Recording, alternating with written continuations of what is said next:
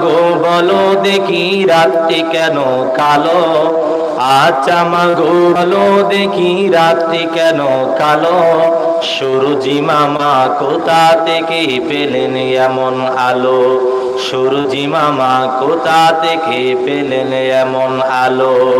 সারা বছর বেঙ্গলি সব চুক্তি মেরে থাকে, সারা বছর বেঙ্গলি সব চুক্তি মেরে থাকে, আর বাদল পানি পড়লে তারা মাতাল হয়ে ডাকে, আর বাদল পানি পড়লে তারা মাতাল হয়ে ডাকে। আচ্ছা মাগো বলো দেখি রাত্রি কেন কালো, আর সূরজি মামা কোথা থেকে পেলেন এমন আলো। আল্লাহুম্মা সাল্লি আলা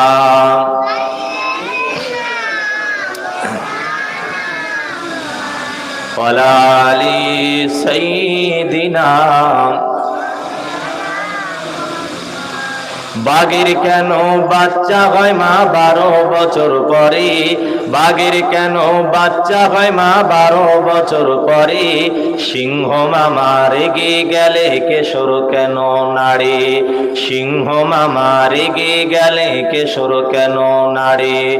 আচ্ছা মাগো বলো দেখি রাত্রি কেন কালো, আর সূরজি মামা কোথা থেকে পেলেন এমন আলো।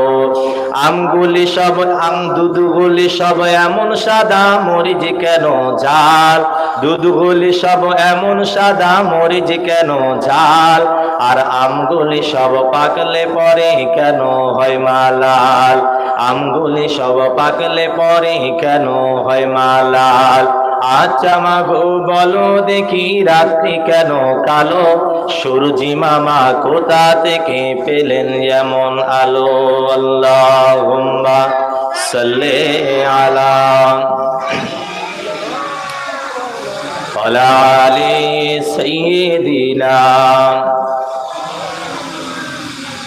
গোরাবুল আরবের বিয়ে হলো না, গোরাবুল আরবের বিয়ে হলো না, বধূ সেজে আছে ওই ভোরে মদিনা, গোরাবুল আরবের বিয়ে হলো না।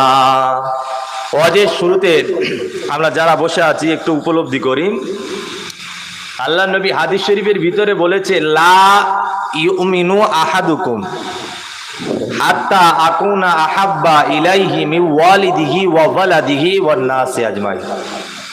এর মানে হলো, নবী বলছে তোমার বেটার চাইতে, মার চাইতে, বাপের চাইতে, জায়গার চাইতে, টাকা পয়সার চাইতে, ব্যাংক ব্যালেন্স, ওয়াল সব জিনিসের চাইতে, এবং শুধু নয় বরঞ্চ আমি রসুল তোমার নিজের জীবনের চাইতে আমাকে বেশি ভালোবাসো, তবে তুমি কামিয়াবি মুসলমান হতে পারবে।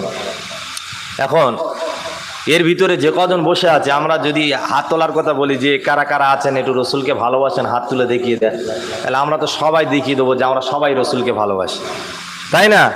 কিন্তু যদি বলা হয় যে রসুলকে কত ভালোবাসো, তোমার বেটার চাইতে বেশি ভালোবাসো, তা আপনারা বলবেন আমার বেটার চাইতে নবীকে বেশি ভালোবাসি। তাহলে তোমার বেটার নামে 2 তলা বিল্ডিং করেছো, 10 বিঘে জায়গা কিনেছো, এত সুন্দর পুকুর বাস্ত তৈরি করেছো, আর নবীকে যদি বেশি ভালোবাসে তাহলে নবী তার ভিতর থেকে হাফ ভাগ দাও, পারবে কি? পারবে? এইখানে তো আমরা তখন হেরে যাবো, না ভালোবাসি মুখে, টাকা পয়সা দিতে হবে। এই রসুলুল্লাহ টাকা নিয়ে কি করবে নাকি? আল্লাহর নবী তো টাকার প্রয়োজন হয় না, আর আল্লাহর তো কোনো সম্পত্তির প্রয়োজন হয় না। আল্লাহ বলেছে যে তোমার বাড়িতে একটা ফকির যাবে, আর তুমি যদি তাকে না দাও, কিয়ামতের দিনে আমি তোমাকে বলবো তোর কাছে আমি ভিক্ষা করেছিলাম, তুই হাত আমার দিয়েছিলিস? আল্লাহ বলবে। তা আমরা বলবো আল্লাহ তুমি তো সব মালিক, তুমি কি আমাদের কাছে ভিক্ষা করেছো? আল্লাহ বলে বান্দা আমি যাইনি, আমি একজনকে পাঠিয়েছিলাম, তুই কিন্তু সেই দিনে দিসনি। তার মানে আল্লাহ পাকের কি প্রয়োজন? আল্লাহর প্রয়োজন না, আল্লাহ পাকের জিনিস আল্লাহ অন্যজনের দান করে দেয়। তো ওই জন্য আল্লাহ আমাদের জাকাতকে ফরজ করেছে, ওয়াকিমুস সালাতা ওয়া